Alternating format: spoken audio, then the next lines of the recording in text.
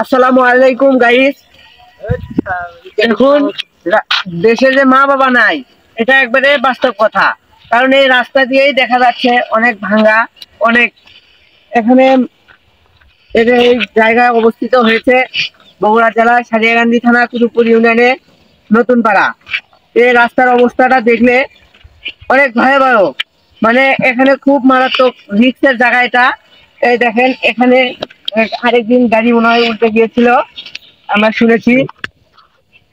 এই দেখেন এখানে ধানের ভিড়, এখানে চতুর্পাশে হলুদের ভিড়, এই জন্য রাস্তাটি আরো ক্ষয়ক্ষতি বেশি হয়েছে। এখানে কোনো কাজই হয় না। দেখি চলুন একটি বন্ধুকে আমরা কিছু কথা বলবো, আসুন আমার সাথে। আসসালামু আলাইকুম ওয়া রাহমাতুল্লাহি ওয়া বারাকাতুহু। ওয়ালাইকুম আসসালাম ওয়া রাহমাতুল্লাহি ওয়া বারাকাতুহু। হুজুর, আপনার বাড়ি কোথায়? আমার বাড়ি এখানে এই পাড়াতেই, এই সামনে বাড়ি। আচ্ছা, এখানে যে রাস্তার অবস্থা, এই রাস্তার বিষয়ে কিছু কথা বলেন। আসলে এই রাস্তার ব্যাপারে কিছু বলার আছে, সেটা হচ্ছে এই যে আমাদের লোড গাড়ি নিয়ে যেতে সমস্যা হয়, তারপরে মানুষজন যেতে সমস্যা হয়।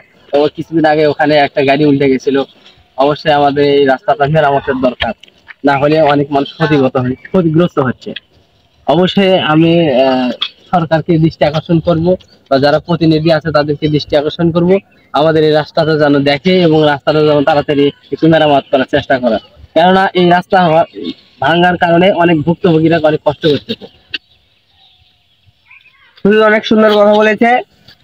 ভাই বন্ধুরা, আপনারা সবাই এই ভিডিওটি লাইক কমেন্ট করে দিবেন। যদি অনেক দূর দূর অবস্থায় চলে যায়, শেয়ার করে দিবেন বেশি বেশি।